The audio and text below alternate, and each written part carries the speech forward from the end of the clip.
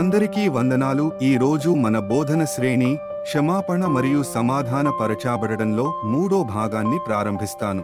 స్వేచ్ఛాచిత్తం, దేవుడు ఇచ్చిన వరం. మనం ఇప్పుడు యోహాను 3వ అధ్యాయం 16వ వచనంను తెలుగులో చదువుతాము. దేవుడు లోకమును ఎంతో ప్రేమించెను కాగా ఆయన తన అద్వితీయ కుమారునిగా పుట్టిన వానియందు విశ్వాసముంచు ప్రతివాడును నశింపక నిత్య జీవము పొందినట్లు ఆయనను అనుగ్రహించెను. ఇది కొనసాగే వచనంలో దేవుడు తన కుమారుణ్ణి లోకానికే ఇచ్చి ఆయన ద్వారా ఉజ్వలమైన జీవితం దొరుకుతుందని చెప్పబడింది. ఇప్పుడు ఈ వచనానికి నేపథ్యం ఏమిటి అనే విషయంలో కొన్ని ముఖ్య విషయాలు తెలుసుకుందాం. యోహాను గ్రంథం యేసు యొక్క ప్రేమను, దేవుని పరమదయను హైలైట్ చేయడానికి రాసినది.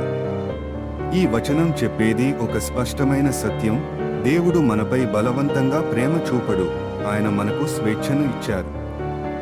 దేవుడు మనకి ఆమోదం చేయమని బలవంతం చేయకపోవడం అనేది దైవ ప్రేమలోని ఒక గొప్ప వరం. ఆ స్వేచ్ఛే మనలో ప్రజ్ఞను కలిగించింది, కానీ అదే స్వేచ్ఛ పాపాన్ని సంప్రదాయంగా తీసుకువచ్చింది. మనం స్వతంత్రంగా ఎంపిక చేసుకోవచ్చు, దేవుణ్ణి అంగీకరించటం లేదా తిరస్కరించటం. ఈ ఎంపిక వల్ల కుటుంబ జీవితం ఎలా ప్రభావితం అవుతుంది అనే విషయంలో కొన్ని సాధారణ ఉదాహరణలు. ఉదాహరణగా, ఒక్క వ్యక్తి తమ క్రొత్త విశ్వాసాన్ని స్వయంగా చూపించకపోతే కుటుంబంలో శాంతి కోల్పోవచ్చు.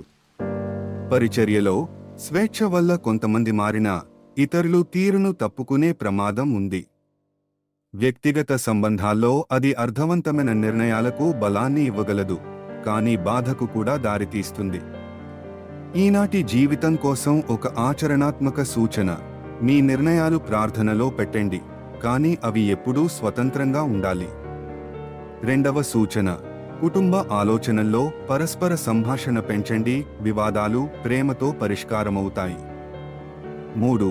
పార్ట్నర్ల మధ్య గౌరవానికి ప్రాధాన్యం ఇవ్వండి, ఆ స్వేచ్ఛను బుసిస్తే సంబంధాలు బలపడతాయి. ఇప్పుడే మీరు ఆలోచించండి, మీ చివరి ఒక పెద్ద నిర్ణయం స్వేచ్ఛ ద్వారా తీసుకున్నదా లేదా బాహ్య ఒత్తిడితోనా?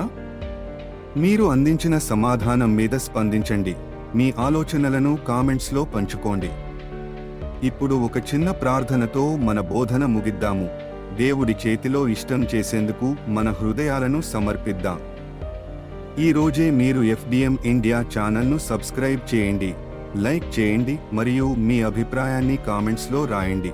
రాబోయే వీడియో కోసం మమ్మల్ని అనుసరించండి.